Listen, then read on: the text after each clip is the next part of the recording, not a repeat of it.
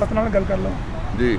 मैंने कहा छापा लगाया गया, इसके पीछे क्या आप देख रहे हैं, क्यों इस तरह FIA के नोटिस भी जारी है? मैं आप सबसे सवाल करता हूँ, किसी की बेटियों के घरों पे छापे मारने वाले गैरतमंद हो सकते हैं या बेगैरत लोग हैं? हया वाले हो सकते हैं या बेहया लोग हैं? कोई इज़्ज़तदार लोग हैं या बेइज्जत लोग हैं? कोई आबरू वाले हैं या आबरू बाख्ता हैं? ये आपसे सवाल है, आपके जरिए कौम के सामने रखता हूँ। Thank you sir. इंतकाम का निशाना बनाया जा रहा है सर PTI के वकला को। There is a process.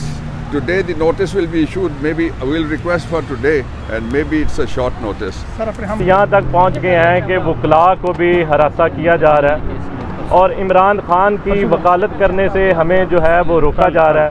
कल आपके सामने नईम हैदर साहब को किस तरह 8 घंटे इलीगल डिटेंशन में FIA ने बैठाई रखा और किस तरह एक इंतहाई प्रोफेशनल और काबिल वकील ख्वाजा हारिस साहब, जो कि जिनका आज तक सियासत से ताल्लुक़ नहीं रहा, जिन्होंने आज तक मीडिया पे आके, आपको भी पता है कि कोई बयान नहीं दिया, तो उनको अदालत में बहस करने पर, एक फ़ेसबुक अकाउंट के बारे में बात करने पर उनको भी नोटिस कर दिया गया।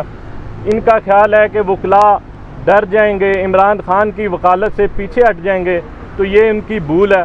हमने ये मामला अपनी बार एसोसिएशंस के सामने आज रखा है, तो इंशाल्लाह उसके बाद हम इनके ख़िलाफ़ कानूनी चाराजोई भी करेंगे।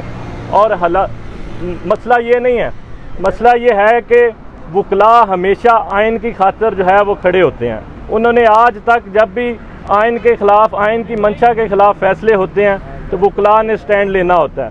हमेशा सवाल ये किया जाता है कि किस तरह जो है वो वकला की तहरीक शुरू होती है, तो मैं उसका ये जवाब देता हूँ कि जब वकीलों के घरों को खुद अब आग लगानी इन्होंने शुरू कर दी है, तो इंशाल्लाह वो वक्त वो बहुत करीब है कि वकला की तहरीक का आगाज़ इंशाल्लाह होने जा रहा है।